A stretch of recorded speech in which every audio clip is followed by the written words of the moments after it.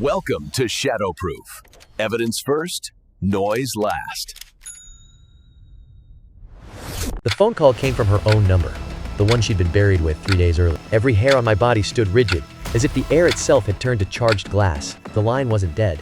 It carried the thick, wet sound of earth being moved, of something digging. Then came the whisper, not through the speaker, but from the empty space right beside my ear. It smelled of turned soil, of ozone from a coming storm, and beneath it all, the cloying sweetness of decay. My fingers went numb, the plastic receiver suddenly slick and freezing against my skin. The voice didn't ask for help. It gave an address, her address, and a time.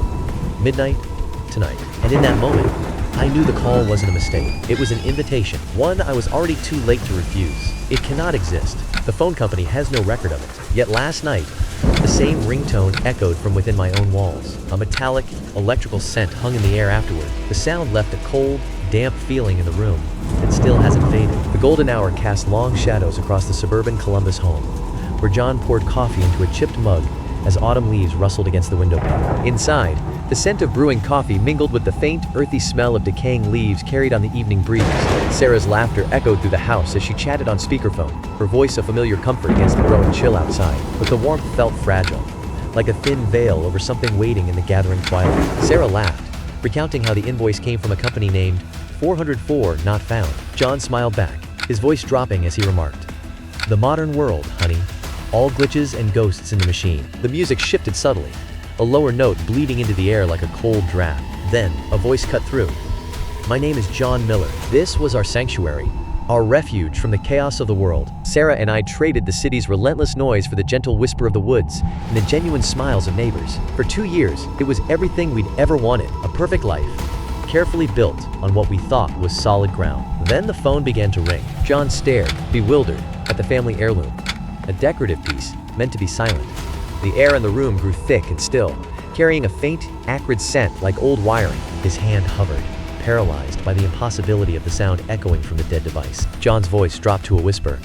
"That's strange. Is that your phone?" Sarah fumbled with her cell, the screen's glow casting eerie blue light across her worried features. "No," she murmured, her voice barely audible. "Mine's on silent." A metallic scent, like ozone after lightning, prickled in the stagnant air between them. "Is that yours?" "John, it's not plugged in, Sarah." The jarring electronic ring cuts off mid-tone. A profound stillness descends, thick enough to taste, broken only by the frantic drum of their own pulses. The phone rings again. John approaches it, his hand hovering before he finally lifts the receiver. His voice is tentative, a whisper in the stillness. "Hello?" A response comes, not words at first, but a wet, gurgling sound of breath, like something drowning. Then, a woman's voice, distant and warped, as if traveling through a flooded pipe, asks, "Is he there?" The woman's voice came again, thin and distant, like a whisper through layers of ice. "Can you tell him it's cold? Who is this?" "You have the wrong number," John replied, a thread of irritation fraying his voice. Her response was a hollow echo.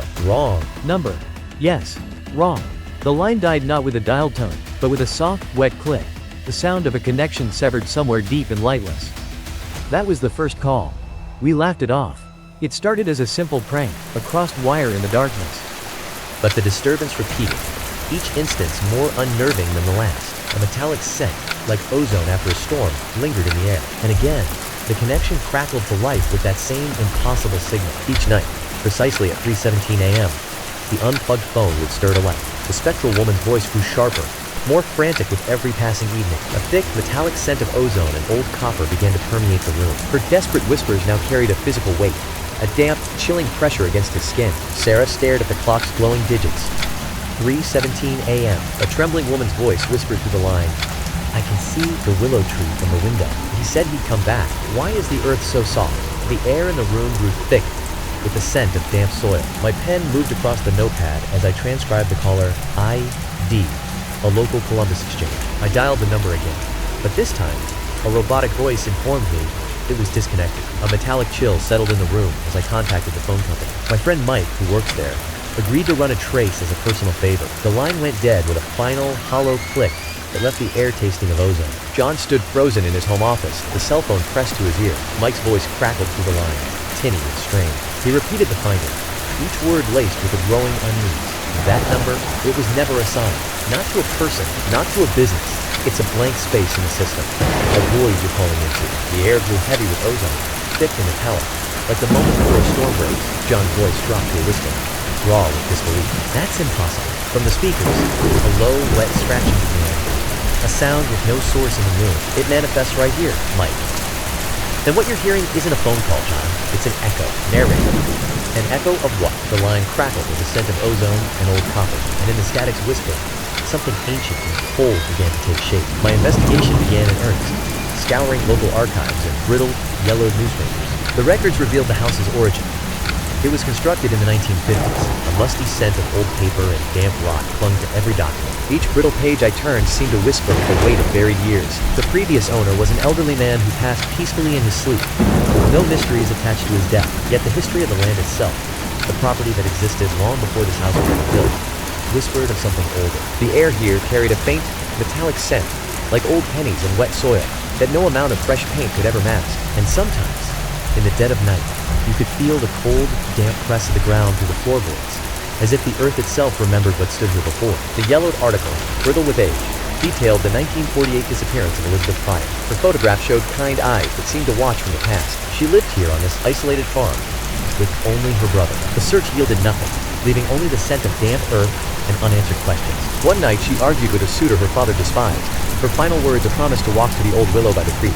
She vanished into the darkness, leaving behind only the damp scent of earth and the creek's faint murmur. The suitor was the prime suspect, but without a body, the investigation withered. Her disappearance became a cold case, a permanent void where a life once was. The phone's shrill ring tore through the stillness, jolting John from his thoughts. He glanced at the clock. 3:17 p.m., the afternoon sun casting long, distorted shadows across the room. The air carried the faint scent of ozone and old dust, as if the room itself had held its breath. His fingers grew cold against the receiver, the plastic suddenly slick with a clammy dampness. The violation felt deeper, more personal. John snarled into the unplugged handset.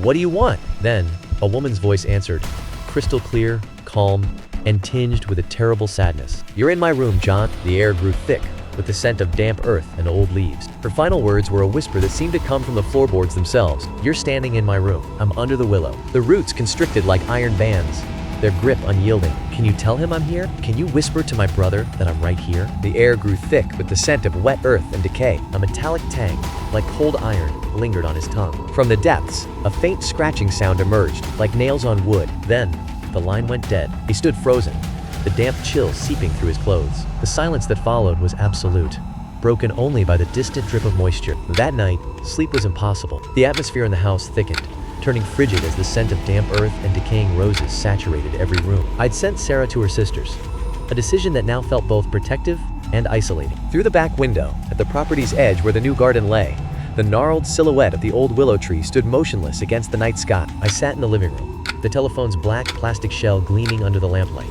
a shovel's cold steel resting against my leg. I knew what it wanted from me. The unspoken command had settled in my bones like a deep, persistent ache. I knew what I had to do. The damp earth and the scent of ozone already clinging to my imagination. Visual. John, under a single porch light, digging at the base of the willow tree. The shovel sliced through roots with a wet, tearing sound. The wind carried a faint, whispered warning. The earth gave way too easily, damp and yielding. And those roots weren't just surrounding something, they were part of it. They clung to the shovel, knuckles white with effort. The blade struck something solid, not stone, but a dense, yielding mass. A dull, wet thud echoed up from the pit, followed by the scent of wet soil and something metallic. He dropped to his knees, frantically clearing the damp earth with bare hands, each scoop revealing more of the unyielding shape below. John's fingers brushed against faded floral fabric, then something hard and smooth. A bone, a skull, cradled by thick, white roots that seemed to pulse faintly in the gloom. The air grew heavy with the scent of damp earth and something metallic, like old iron. He choked out a single, breathless word. "Oh God, Elizabeth." Back inside the house, John scrubbed his hands raw at the sink, the water unable to wash away the tremor in his fingers. The phone sat untouched. His mind was locked in a state of pure, paralyzing shock. Around him, the house held its breath, the air thick and stale with a faint, coppery scent. Every creak of the settling foundation felt like a secret being whispered in the dark. The familiar ringtone echoed through the room, but not from the side table. It was muffled, distant, and seemed to be coming from inside the wall behind the old phone. A metallic scent of ozone and damp plaster filled the air as the ringing persisted. The call wasn't coming from outside the house. A wet, rhythmic scratching echoed from within the wall itself. John's mind fractured, consumed by a terror that bypassed all logic. His hands found the cold weight of a hammer. Driven by raw, primal instinct, he swung it into the drywall. Plaster dust hung thick in the air like a spectral fog. Within the wall's dark cavity, nestled among the insulation and wires, lay a decaying leather handbag, its surface cracked with age. From its depths came the faint, tinny ring of an antique telephone bell, a sound that felt impossibly out of place. He reached in, pulled the bag free, and it fell open in his hands with a soft, dry rasp. Inside the bag lay a rusted 1940s hand-cranked telephone, its wires severed and frayed,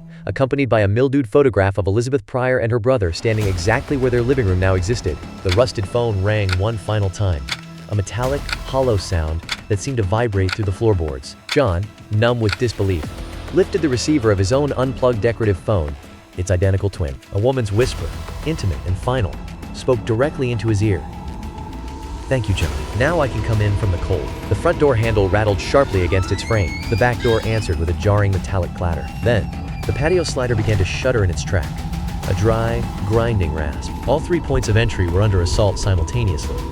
A coordinated siege in the dead of night. Something was systematically testing every entrance, probing each window and door. Then, as abruptly as it began, the assault ceased, replaced by a profound, unnaturally quiet. The air grew heavy with the scent of damp soil and something metallic, like old iron. And in that suspended moment of dread, the only sound was the distant wail of approaching sirens. Elizabeth's remains were finally unearthed, her brother convicted posthumously in a grim legal closure. A tragic tale had reached its bitter end, yet its echoes refused to fade into quiet. Then, my own home flickered across the news broadcast, the screen casting an uncanny glow. The air in the room grew thick, carrying the faint, metallic scent of old pipes and dread. A curiosity. They said we brought peace to a lost soul. We moved, of course. The soil beneath the old house held too much history. Now we're in a new apartment, sterile and disconnected. No comforting landline to tether us to the outside world. No weeping willows to whisper secrets in the wind. The new apartment felt sterile, all sleek lines and cold modernity. John slept deeply, unaware, while Sarah lay awake beside him. The faint scent of ozone hung in the air, sharp and metallic. Her phone screen cast the only light, a cold rectangle in the enveloping dark. She plugs the phone into the charger on her bedside table, the room submerged in darkness. But echoes, you see, don't need wires. They don't require a number to call. They just need the silence to listen. They just needed a connection and a debt. On the sleek, modern charging pad, Sarah's phone suddenly glowed to life. The caller ID displayed a string of numbers that flickered and distorted, the screen emitting a faint, metallic hum. The screen displayed the impossible number, digits that shouldn't exist, and it vibrated. But the ringtone wasn't hers. It was the sharp, metallic clatter of a 1940s rotary phone. Sarah froze, her breath catching in her throat as John stirred beside her. The phone's second ring, a jarring intrusion into the quiet room. Narrator. She didn't want to be found. She craved to be heard. Now that she's breached the line, do you truly believe she'd ever hang up? The phone rings a third time, its shrill tone cutting through the thick air. Sarah's hand hovers, trembling, a hair's breadth from the screen. The video holds on her terrified face, eyes wide with primal dread, as the impossible call vibrates into the silent room. The air grew heavy with the sharp scent of ozone, and a damp chill settled on her skin, every fiber of her being screamed to move. But she remained paralyzed by the unknown. The vibration ceased, leaving only the oppressive quiet and the sticky feeling of cold sweat. If the proof convinced you, subscribe and open the next case.